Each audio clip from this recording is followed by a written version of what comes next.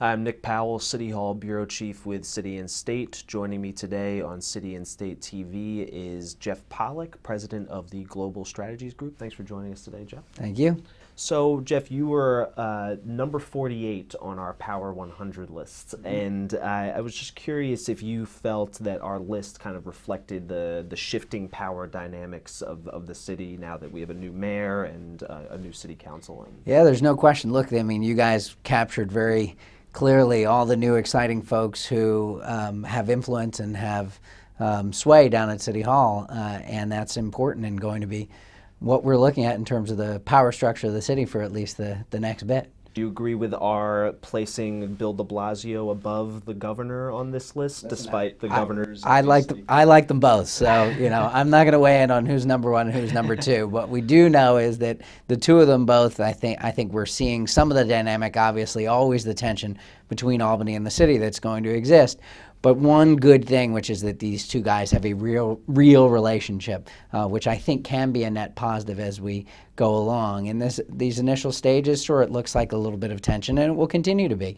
But at the end of the day, I think we have more possibility for compromise and success than we have in the past. And on that note, there's been kind of a lot of talk about universal pre-K this week, and it seems like the Bill de Blasio's plan to have a dedicated tax hike is not gaining as much traction in Albany as maybe he had hoped. It's even Jeff Klein seemed to waver this week.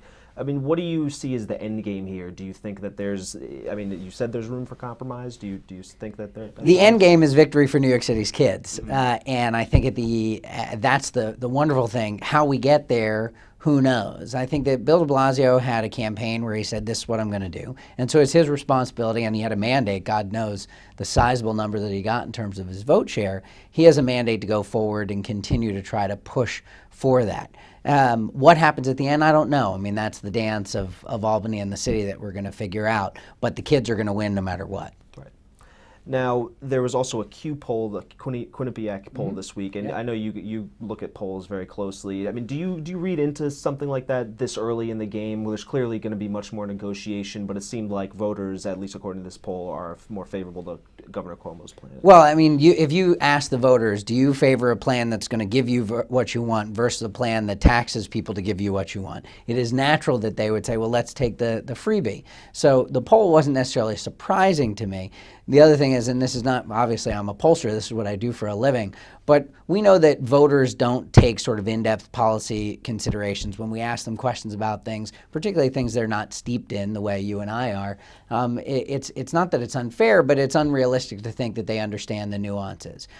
So I wasn't surprised by the numbers. The governor knows that he's got a strong hand, but the mayor knows that he came in with a mandate. So again, this is about one man who's trying to deliver on a statewide and doing a great job, and the numbers show that, and one man who's coming in to show that he's going to deliver on his promise. And again, in some way, shape, or form, I believe that both of them are going to win.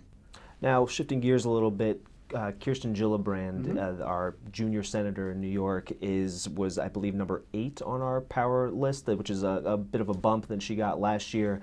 I mean, she's had a pretty good year. It seems like her star has risen a lot. Would you agree with that selection? Well, I didn't like the placement last year, so I'm much happier with where she sits this year. She's one of the most impressive politicians that I have ever dealt with, we saw her, and those of us who knew her way back when she was just helping to raise money for people like Hillary Clinton, you could see the kind of star quality in her. What's amazing about her in Washington is how good of a job she's doing at trying to pass legislation. I mean, take her current fight on military sexual assault. This is not something that people were talking about 2 years ago. Well, it's the same thing that she's done. She did it with Don't Ask, Don't Tell, which was a dead issue. It had been gone. She did it with the 9/11 health bill, which unfortunately had been a dead issue, and she resurrected it with the help of people like Jerry Nadler and others. So, I mean, there's this history of her going after things that somebody else it's not being focused on or not being paid attention to. And then once she gets a hold of something, she's not going to let go until she wins. And that's where she is today. So, I think that her movement on your list is a reflection of kind of people realizing just the kind of star she is, and she has the net benefit of a senior senator sitting there who's handling some of the other stuff, and the two of them make a really perfect combination. And we have a midterm election this year. I've heard that. And are there any races in the state that you're looking at Sure. that might be, that were either a vulnerable Republican or Democrat? Yeah, I mean, look, funny enough, New York is going to be a major battleground for the House because we have a number of seats of folks who have had tough races before and who are going to probably have another tough race. Take somebody like Tim Bishop, who's this amazing congressman from the East End, from Long Island, and he always has tight races because the district is a tight district. When you look at it in terms of partisanship, it's very split, 50-50. In the same vein, somebody like a Chris Gibson in the Hudson Valley, he's going to have a tough race against somebody like Sean Eldridge, who's going to take it to him in a way that I think Gibson hasn't been able to do. And then, of course, in the city, the most fun race, I believe, is going to be the Michael Grimm versus Dominic Recchia. And in that, you've got a congressman who's constantly sort of chasing, looks like he's constantly sort of on the loose. Certainly don't want to get you near a balcony with him. And Dominic Recchia, who's this character, who's this wonderful character who people sort of love when you meet him. He's got all the elements of Staten Island mixed with his Brooklyn roots. And I think he really is, and of course Michael Grimm is making mistakes and has been making mistakes. So that's going to be the most fun race in the city for sure. And I wanted to end with you had a brief cameo in the Place Beyond the Pines. I did. Is there a Hollywood in your future, Jeff? Is there any more movies you have lined up that you might make an appearance in? My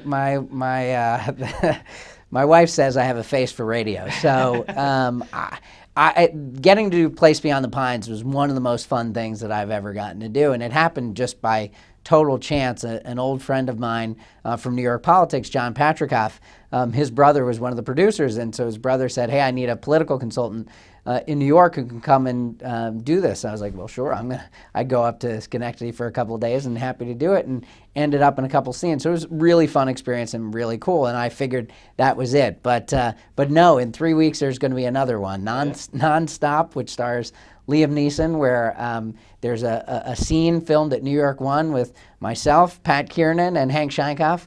And from what I've been told, we made the final cut. So we'll have to see in a couple weeks. It's going to be a big blockbuster film coming out February 28th. So maybe it's a new career, but I highly doubt it, and I love my current one. So I'll stick to what I do best. We'll definitely be looking to that. Jeff Pollock, President for Global Strategies Group, thanks for joining us today. Thank you.